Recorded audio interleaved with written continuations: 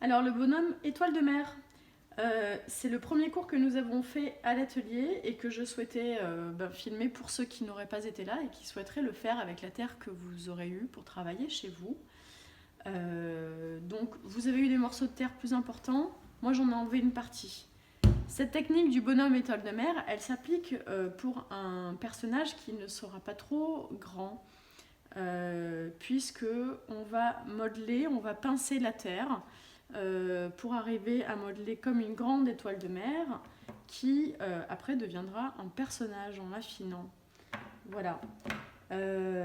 Donc vous allez travailler à la manière d'un sculpteur puisqu'on va travailler directement dans la masse.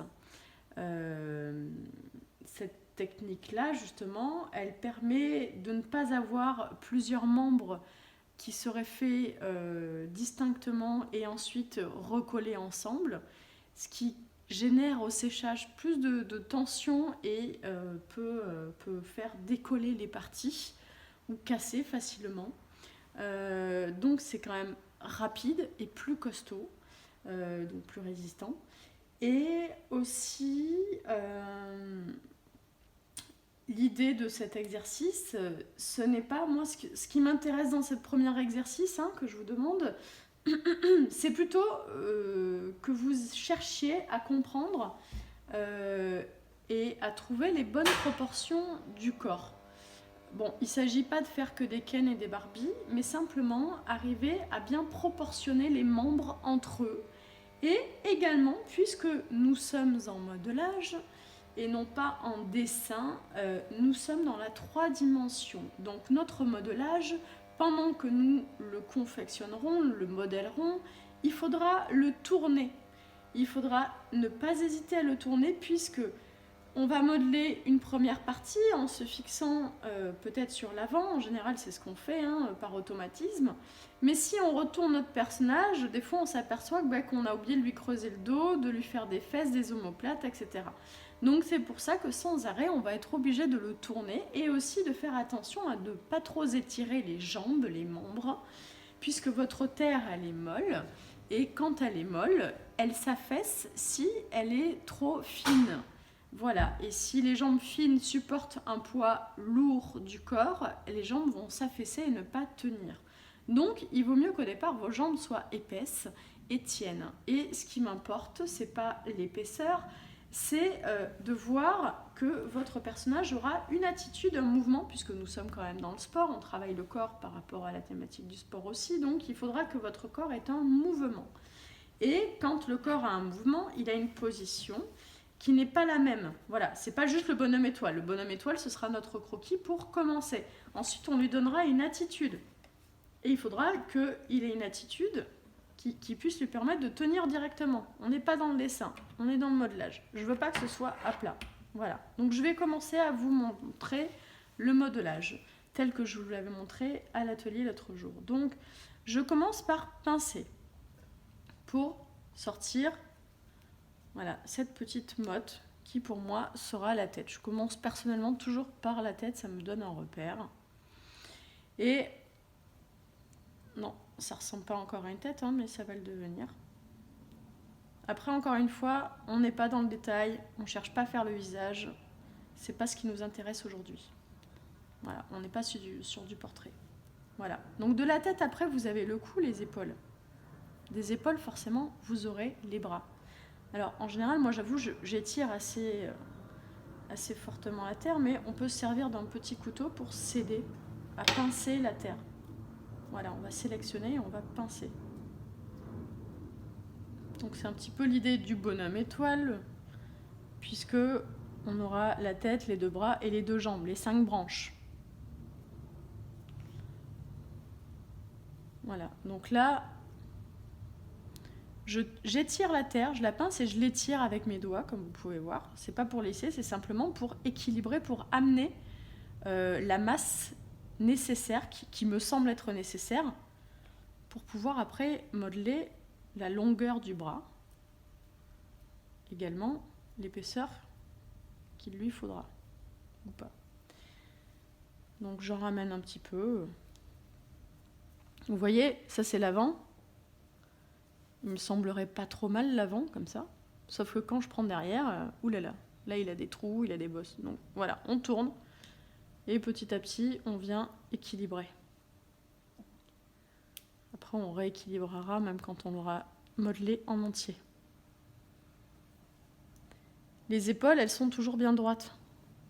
Même si après vos bras, par exemple, il va être en mouvement, il va être en torsion, alors en fait, elles sont toujours alignées entre elles.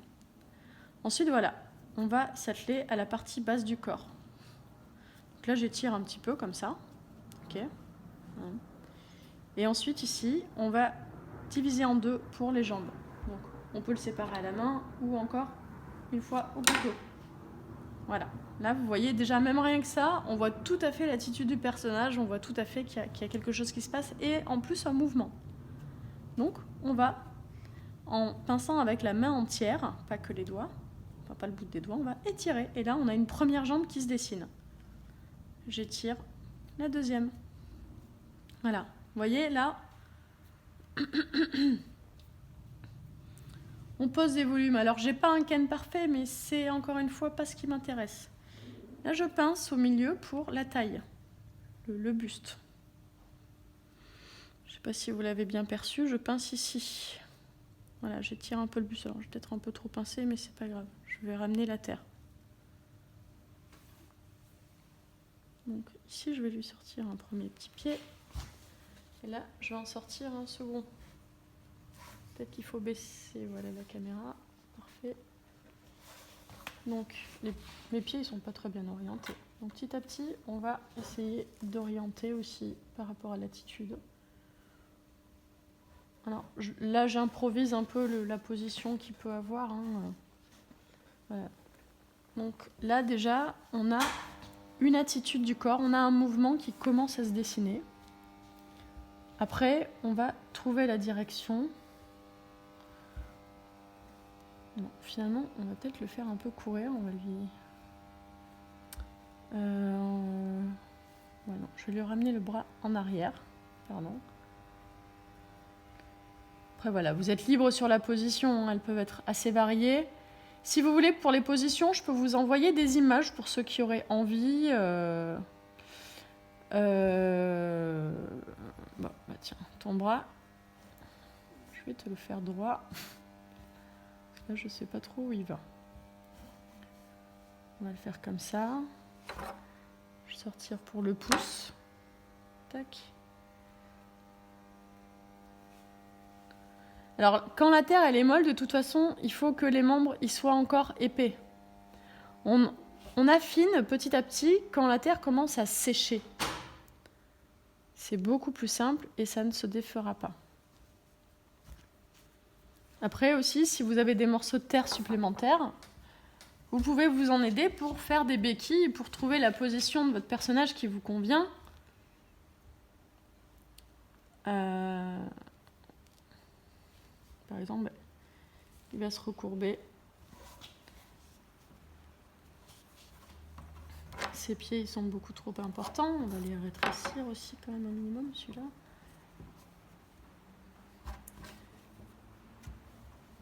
Si je le mets comme ça, par exemple, comme s'il était en train, encore une fois, de faire du hip-hop ou une cabriole, pourquoi pas. Bon, là, je suis dans l'idée vraiment du mouvement. Vous voyez, j'ai pas encore affiné vraiment les traits du personnage, mais il est déjà en vie, quoi. Il y a déjà quelque chose qui se passe. Voilà. Ensuite, quand votre terre va commencer à sécher, donc comme je vous disais à l'instant, vous pourrez affiner beaucoup plus. Vous pourrez légèrement faire du détail si vous le souhaitez. Après, je vais peut-être le mettre... Voilà. Si je le repositionne comme ça, alors là, il peut tenir normalement. Il devrait, mais comme elle est molle, ma terre, c'est plus difficile. Donc quand je vous parlais de pilier, imaginons que je veux qu'il tienne comme ça, mais là, comme elle est molle, ma terre, elle ne tient pas. Donc, je vais lui faire un pilier pour qu'il sèche dans cette position. Et quand il sera sec, j'enlèverai évidemment le pilier. et il tiendra dans la position. Voilà.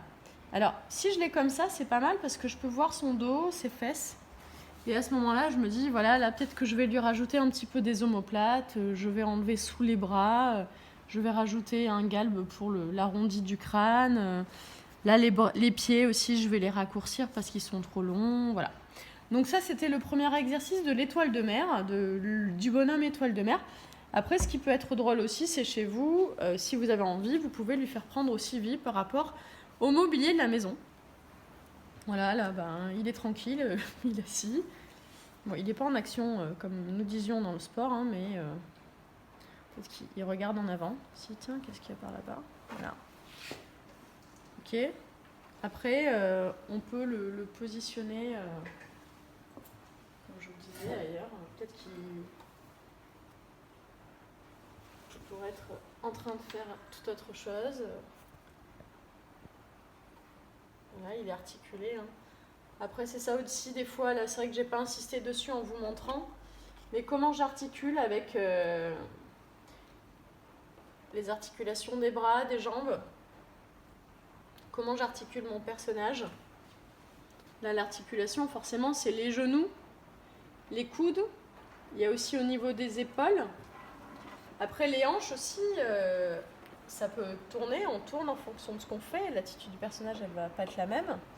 Et au niveau des chevilles, voilà, ça c'est les points vraiment, et le cou, et forcément la tête elle peut regarder dans des directions différentes. Voilà. Donc c'est vraiment la base. Après les détails c'est tout autre chose.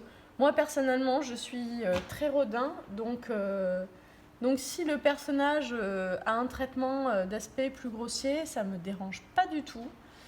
Si vous aimez ce qui est lissé, ben allez-y, n'hésitez pas à lisser, voilà.